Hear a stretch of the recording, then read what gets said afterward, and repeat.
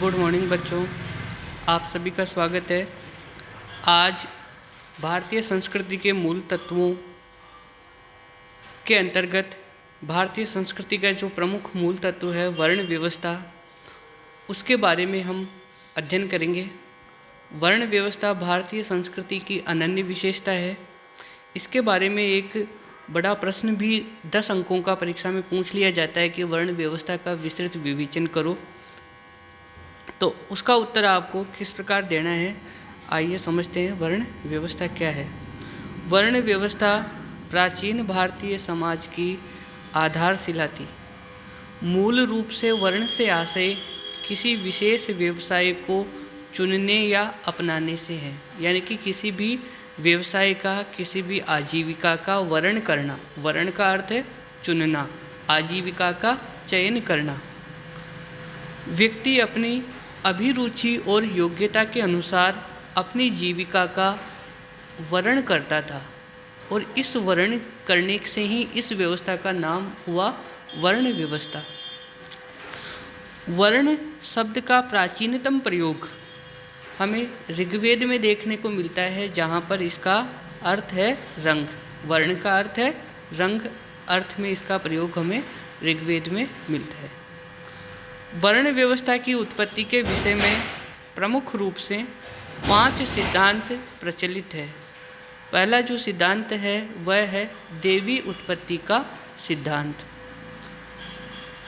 दूसरा गुण का सिद्धांत, रंग का सिद्धांत, कर्म का सिद्धांत और जन्म का सिद्धांत।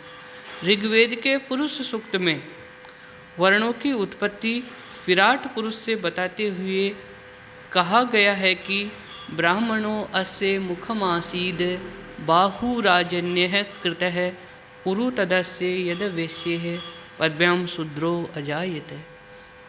यानी विराट पुरुष के 4 अंगों से 4 वर्णों की उत्पत्ति ऋग्वेद में बताई गई है और कहा गया है कि ब्राह्मणो अस्य मुखमासीद, ब्राह्मण वर्ण की उत्पत्ति इस विराट पुरुष के मुख से हुई है। बाहु राजन्य कृत, बाहु यानी इस विराट पुरुष की भुजाओं से राजन्य है यानी क्षत्रिय वर्ण की उत्पत्ति हुई है। तो मुख से हो गई ब्राह्मण वर्ण की उत्पत्ति, भुजाओं से हो गई क्षत्रिय वर्ण की उत्पत्ति और नीचे लिखा है उरु तदस्य यद वैश्य। उरु यानी जंघाओं से वैश्य वर्ण की उत्पत्ति हुई है। पद्भ्याम शूद्रो अजायते, और पैरों से शूद्र वर्ण की उत्पत्ति ऋग्वेद में दिखाई गई है। ऐसा हमें वहाँ पर उल्लेख मिलता है पुरुष सूक्त में। अब ये वर्ण की उत्पत्ति क्यों हुई, क्या आवश्यकता हुई कि भारतीय आर्य लोगों को अपने ही अंदर 4 वर्णों की उत्पत्ति करनी पड़ी। तो आर्यों का जब अनार्यों से संपर्क हुआ, मलेच्छों से जब संपर्क हुआ, तो उनके मध्य अंतर उत्पन्न होने लगा। आर्यों के मध्य ही अंतर उत्पन्न होने लगा।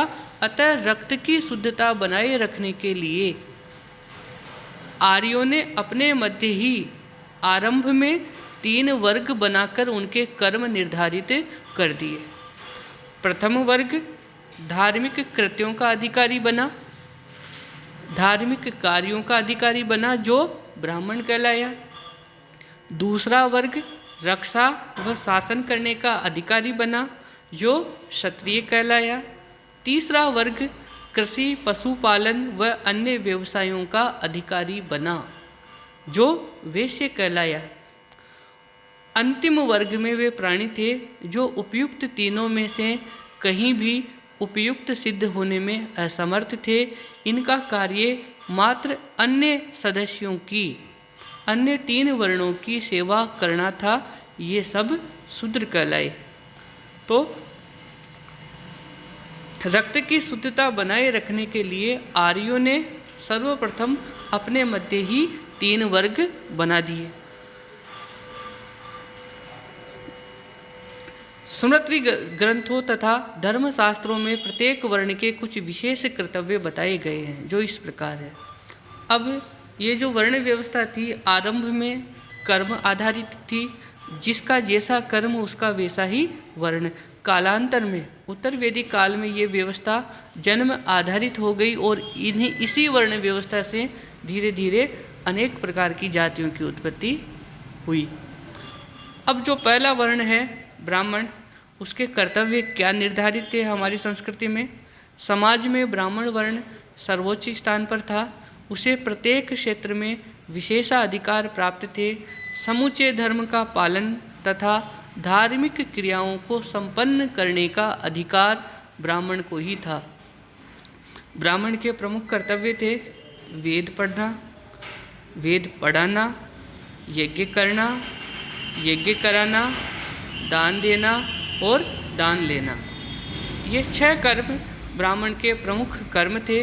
वह समाज का मार्ग निर्देशन करता था और पुरोहित के रूप में राजा को महत्वपूर्ण परामर्श देता था। तो ब्राह्मण के 6 कर्म हो गए, वेद पढ़ना, वेद पढ़ाना, यज्ञ करना, यज्ञ कराना, दान देना और दान लेना। और इसके साथ ही वह संपूर्ण धार्मिक क्रियाकलापों का कराने वाला ब्राह्मण ही होता था। समुचे धर्म का पालन कराना उसका कर्तव्य होता था और वह ही राजा का प्रधान राजपुरोहित होता था, राजा को महत्वपूर्ण परामर्श देता था। आपातकाल में यानी संकट काल में ब्राह्मण को अपने से दूसरे वर्ण के कर्म करने का अधिकार प्राप्त था, अर्थात वह क्षत्रिय और वैश्य के कर्म अपना सकता था। दंड व्यवस्था के अंतर्गत भी ब्राह्मण के धर्मच्युत होने पर या भीषण अपराध करने पर भी अपेक्षाकृत बहुत हल्का दंड दिया जाता था, क्योंकि धर्मशास्त्रों के अनुसार ब्राह्मण पूर्णतः अवध्य, अदंडे, अबहिष्कार्य तथा अपरिहार्य होता था। ये तो हो गई ब्राह्मण वर्ण की बात। अब पढ़ते हैं हम दूसरा जो वर्ण है क्षत्रिय। क्षत्रिय वर्ण के कर्तव्य। क्षत्रियों की स्थिति समाज में ब्राह्मणों के बाद थी, यानी कि दूसरा जो महत्वपूर्ण वर्ण है वो था क्षत्रिय वर्ण। चारों वर्णों को संरक्षण प्रदान करना, उनकी रक्षा करना क्षत्रियों का प्रमुख कर्तव्य था। मनुस्मृति के अनुसार प्रजा की रक्षा करना, दान देना, यज्ञ करना, वेद पढ़ना और विषय वासना से दूर रहना क्षत्रियों के प्रधान कर्म है। न्याय की स्थापना करना और अपराधियों को दंड देना भी क्षत्रिय के कर्तव्य में सम्मिलित था। वे समाज की भौतिक आवश्यकताओं की पूर्ति और संरक्षण के लिए राज करते थे। तो क्षत्रिय जो होते थे वो राज कार्य से जुड़े होते थे, राजा होते थे, बड़े बड़े सामंत होते थे, जागीरदार होते थे। तो उनका जो प्रधान कर्म था वो था प्रजा का संरक्षण करना, प्रजा की रक्षा करना और आवश्यकता पड़ने पर प्रजा की धन संपत्ति की रक्षा के लिए, उनकी जान की रक्षा के लिए युद्ध करना। ये उनका प्रमुख कर्तव्य था और साथ ही प्रजा की भौतिक आवश्यकताओं की पूर्ति और संरक्षण के लिए वे राज करते थे। आपातकाल में क्षत्रिय अपने से नीचे वर्ण के कर्म अपना सकते थे। व्यापार में उनके लिए रस, तिल, नमक, पत्थर, पशु और मनुष्य का क्रय विक्रय वर्जित था। यानी कि संकट काल में क्षत्रिय जो वर्ण है वो वैश्य और शूद्र जो वर्ण है उनके कर्मों को अपना सकते थे। दंड व्यवस्था के अंतर्गत क्षत्रियों को ब्राह्मण से कठोर और वैश्य और शूद्र की अपेक्षा हल्का दंड दिया जाता था। तो ये हो गई क्षत्रिय वर्ण। तीसरा जो वर्ण है वो है वैश्य वर्ण। तो वैश्य के जो कर्तव्य हैं वो वर्ण व्यवस्था में वैश्य का तीसरा स्थान है, यानी कि ब्राह्मण क्षत्रिय के बाद में तीसरा स्थान है वैश्य वर्ण का। यह वर्ण समाज की अर्थव्यवस्था और भरण पोषण का भार वहन करता था, यानी बहुत ही महत्वपूर्ण वर्ण था, क्योंकि समाज की जितनी भी आवश्यकता है उसकी पूर्ति, उसके भरण पोषण की जिम्मेदारी वैश्य वर्ण के ऊपर ही थी। मनुस्मृति के अनुसार कृषि करना, पशुपालन करना, दान देना, यज्ञ करना, वेद पढ़ना और ब्याज लेना वैश्यों के प्रधान कर्म है। अपनी आय का कुछ अंश उन्हें राज्य को कर के रूप में देना पड़ता था। आपातकाल में यह वर्ण भी अन्य वर्णों के कर्म कर सकता था। मद्य, मांस, लोहा, चमड़ा आदि वस्तुओं का व्यवसाय वेश्य के लिए निषिद्ध था। दंड नीति के अंतर्गत इनके लिए कठोर दंड की व्यवस्था थी, लेकिन शूद्रों की अपेक्षा उदारतापूर्वक दंड का विधान था। तो ये जो वैश्य वर्ण है, ये वैश्य वर्ण समाज की अर्थव्यवस्था का मेरुदंड था। समाज की अर्थव्यवस्था इसी वैश्य वर्ण पर टिकी हुई थी। समाज इसी वैश्य वर्ण के द्वारा ही अपना भरण पोषण प्राप्त करता था, कारण कि वैश्य वर्ण ही कृषि, पशुपालन और व्यापार वाणिज्य जो था वो यही वर्ण करता था। अब जो तीसरा जो वर्ण है, चौथा जो वर्ण है वो है शूद्र वर्ण। शूद्र के कर्तव्य। समाज में शूद्र वर्ण की स्थिति निम्नतम थी। मनुस्मृति के अनुसार तीनों वर्णों की सेवा करना मात्र ही शूद्र का कर्म है। तो ये जो वर्ण व्यवस्था थी ये कर्म आधारित थी। इसमें शूद्र जो वर्ण का जो व्यक्ति होता था वो उपयुक्त तीनों वर्णों की, यानी कि ब्राह्मण, क्षत्रिय और वैश्य, इन तीनों वर्णों की सेवा करता था। शूद्र का अपना कोई धन नहीं होता था। शूद्र पूर्ण रूप से द्विजों की दया पर निर्भर थे। यहाँ पर ये शब्द आया है द्विजों की दया पर। द्विज का तात्पर्य है ब्राह्मण, क्षत्रिय और वैश्य। ये जो तीन वर्ण हैं ये द्विज कहलाते थे। तो इन द्विजों की यानी ब्राह्मण, क्षत्रिय और वैश्य की दया पर शूद्र वर्ण निर्भर था।